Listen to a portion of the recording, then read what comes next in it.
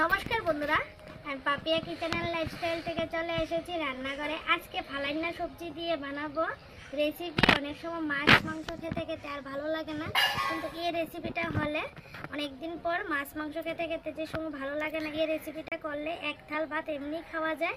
এই দেখো ফালাইনা অনেক সময় ফেলে দিই আমরা এই সবজিগুলি। কপির ডুগা নিয়েছি, এখানে নিয়েছি টমেটো, নিয়েছি ছিম আর নিয়েছি আলু। চলো সবজিগুলি প্রথমে কেটে নিই।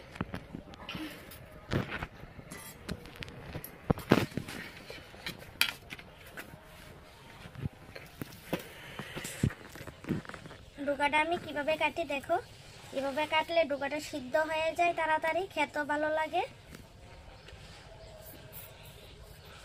ছুলিয়ে নিচ্ছি পেছনের দিকটা। এখন এইভাবে টান দেব, কতগুলি আসবে রয়েছে। ভিতরের অংশটা এমন করে নেব, কি সুন্দর করে চলে যাচ্ছে।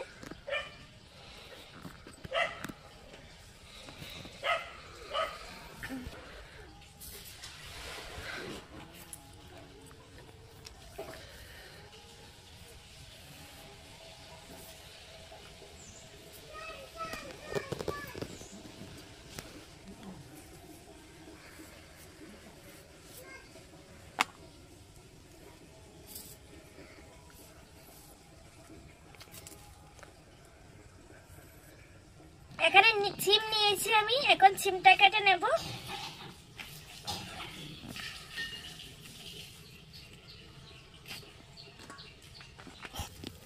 এখানে আমি আলু নিয়েছি, এখন আলুটা ছুলিয়ে নিই।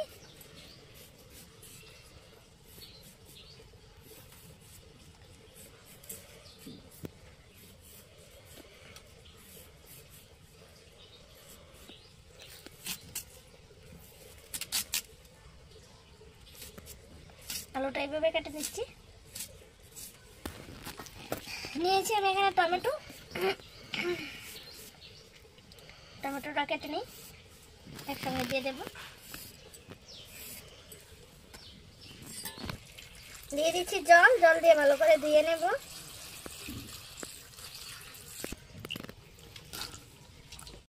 দিয়ে দিচ্ছি সরিষার তেল। এই তরকারিটার মধ্যে সরিষার তেল হলে ভালো হয়। এখানে দিয়ে দিচ্ছি শুকনো লঙ্কা, দিয়ে দিচ্ছি পাঁচফোড়ন। এখন ধুয়ে রাখা সবজি দিয়ে দিই।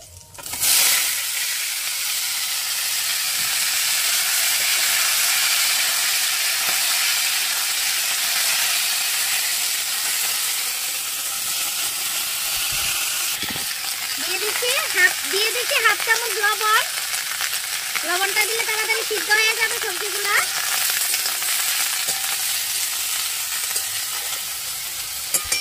একটা ঢাকনা দিয়ে দিই। দিয়েছি মগজদানা, মশলা দেব, সরষা,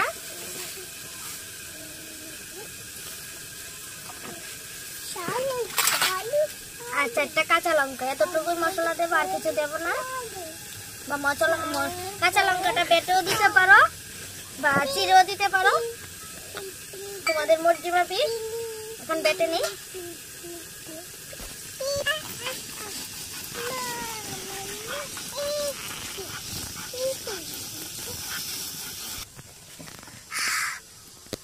একদম পালিশ করে বাটতে হবে।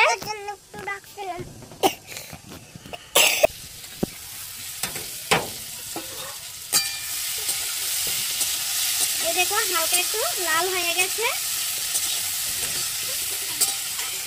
এখন দিয়ে দিচ্ছি সরষা, মগজদানা, কাঁচা লঙ্কা বাটা,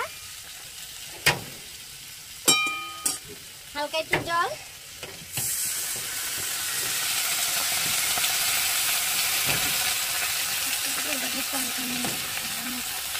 হলুদ গুঁড়ো,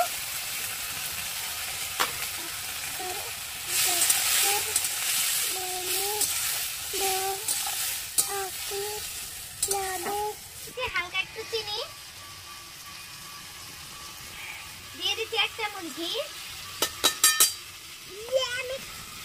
এখন দিয়ে দিচ্ছি ধনেপাতা কুচি,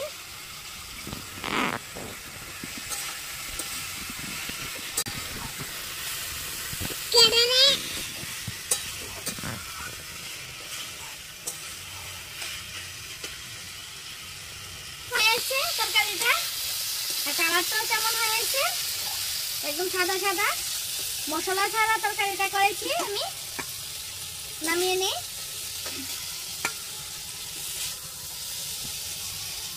ফেলে রাখা সবজি দিয়ে তোমরা এই রান্নাটা করে খাবে আর কমেন্ট করে জানিও কেমন হয়েছে। যদি ভালো লাগে ভিডিওটা দেখে প্লিজ চ্যানেলটা সাবস্ক্রাইব করে দিও নতুন নতুন ভিডিও পাওয়ার জন্য। সবাই ভালো থাকবে, সুস্থ থাকবে।